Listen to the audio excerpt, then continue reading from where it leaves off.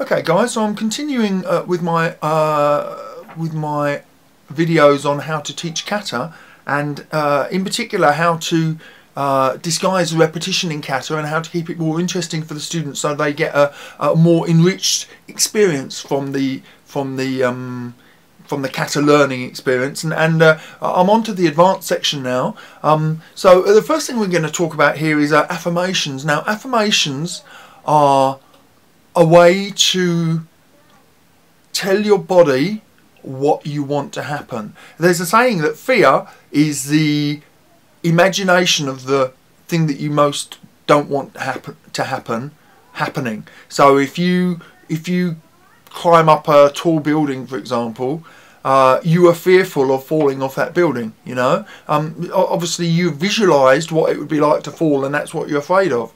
Whereas if you focused on what you want to happen, put your hands on the rung, stay steady, climb, look up ahead, then that would be what you'd concentrate on. And in actual fact, the human brain can't concentrate on many things at a time, 2 or 3 things at a time, I believe. So if you give yourself 3 affirmations, for example, there are 2 levels of affirmations. I personally have always affirmed every single step in a kata. Every single move I do, I've always affirmed. But I also have what I would call a global affirmation. So before I start, for me, the global affirmations would be explosive, good posture, and low stances with the back leg locked out if it's Zenkutsu, for example. And I would try to apply that to everything in my kata. But then an individual affirmation, for example, if I were doing Kankudai, my first move might be okay, keep my focus forwards and raise my hands slowly and continue. Or they may be, when I do this bit, for example, it may be make sure this arm is at a right angle, make sure the shoulder is straight, make sure that I turn to 90 degrees, make sure my kokutsudachi is strong, for example. So I would have affirmations in each move. I personally find it impossible at a normal speed kata to have multiple affirmations, especially for the fast moves. But I might have 1 or 2, but you know, like not 3 or 4. But one way to help your students would be to say, okay, we're going to go through the kata with a very slow count, but you perform at normal speed each move, but the count between moves will be slow. And I want you to have 3 affirmations for every single move. And then they have their affirmations, and all they do is just say to themselves their affirmations. Now, my sensei always says that you have to say your affirmations out loud, and personally I find that really irritating and rather embarrassing, and I know a lot of other people in the class do too. And the reason he says that you have to say them out loud is because he wants to be sure that you're saying them. You know, a lot of people will just dismiss an exercise they find silly, but quite frankly, forced to say it out loud doesn't mean that they're not dismissing it. It just means they're playing along. You know, I think that as a sensei, you don't really want your students to be uncomfortable needlessly. So if you just say to them, you know, say to yourself your affirmations, and then you just trust them to do their affirmations, and you can quickly see if they're rushing too much. You know, if they're doing 1 move every half a second, then it's quite clear that they don't have time to think out their affirmations, because they're not really thinking about what they need to accomplish. So if you do a slow count where they're doing, you know, 1 move every couple of seconds, for example, or even just leave them in their own time to do it, which is a bit less distracting, then that would be more beneficial to them. Now, personally, I find affirmation exercises are really good only once or maybe twice through a kata in a class, because the students will get irritated with it quite quickly. But it's a really good exercise for them occasionally to do.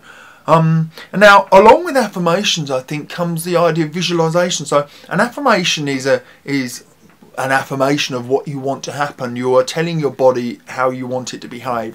And a visualization is a visualization not just of what you want yourself to do, but also a visualization of the fight that's occurring. So, you know, Sensei Joe Estrada once said that the sign of a good kata is when you can see the bunkai of the kata by the performance of the karateka. So if I do if I do a really strong move at the end of cipher, or if I do some move here in Basai Dai, perhaps, where you can imagine the neck being broken or the hand being wrenched free, or whatever, without the person ever having to explain the bunkai to you. And it's very, very hard to have realistic looking kata if you don't have a visualization of what's going on. So even though I'm focused all the time, I'm imagining the opponent in front, I'm imagining what I'm doing to them, and this can be problematic because a lot of the bunkai are very ethereal and quite frankly not very consistent. You know, we don't have uniform bunkai in my style, which I find endlessly frustrating, to be honest. I think that we should just bite the bullet and say, okay, even though these may not be the optimum bunkai, these are the bunkai that we're choosing for our style for every single move, and this is what we practice. And then at least people can have something in their head, and that's not to say that we couldn't practice other bunkai as well, but at least when you're practicing your kata, you could be visualizing the same thing as each other. And you know, when you come to moves such as this bit in Basai Dai, you know, what bunkai are you imagining now? I mean, you know, punch in the face and a block, or a neck break, or, you know, what's going on? I mean, you know, that they're all a little bit tenuous. So it would be good if we did that. So I try as much as possible to have a bunkai for every single move of my kata, and the higher I get, the harder that becomes, I must be honest. But visualization is a very important part in the realism of your kata performance, and obviously that leads to realism. So you may have a run through where you just say to people, okay, I want you to visualize your opponent every single step. Take the time, imagine what you're going to be doing. What are they doing to you that requires the response that you're doing? And the next sense, the realism is not just the imagination, but the performance as if it were real. Obviously, kata is the ritual performance of self-defense. It's not the realistic performance of self-defense, and I don't think I've ever seen a style where kata was realistic how you do it in real life. Even though the bunkai and the movements may be exactly congruous with the self-defense, the actual performance dynamics are not realistic. And sometimes what we could do is just say, okay, your form is going to go out the window now, your stances are going to go out the window, you may not be in the perfect angles, you may not move exactly as you did in the kata, but what I want you to do now is imagine yourself in that position. So for example, you know, when you do this block here in Kankudai, or this in Suyunshin, you don't just put your hands up beautifully, throw them up, you know, to protect yourself, or you know, whatever the technique is. So you could get your students to go right through their bunkai, and obviously if you're a student yourself, then this is something that you can practice. You could get your students to go right through the bunkai, right through the kata, performing every single move completely realistically, and that will give them a very different understanding of the dynamics of the kata. And along with the realism, also I guess is the power, and obviously kata can often be performed quickly, but all too few people perform it very powerfully. In fact, it's one of the number one, well, not perhaps number one, but it's high on the list of reasons why people fail their black belt, is because their kata's too wussy. You know, they have beautiful kata that has no effectiveness, and of course the counter to that is that if it's so powerful that you have poor form, then you'll be failed as well, which is, I've always found a bit contradictory. You know, it's the effectiveness above all else. But anyway, so to demonstrate the power, you could say, for example, that you want your students to go through every single move with maximum speed possible. Or you could say that you want them to go through with complete muscle tension in every part of their body. Now that is not something that you'd want to do very often, because it's counter to everything that you really want to accomplish. But almost everything. But just to get the sense of power. Or you could get them to go through their kata, for example, in Sanshin. Part of Shime testing would be that you have your arms here, and people resist against you. They resist against you. They resist against you, and that might be a way to work on your power. And then last, and it really harks back to the visualization one, is Bunkai. Now, obviously to visualize you need to have something to visualize, and that would be your Bunkai.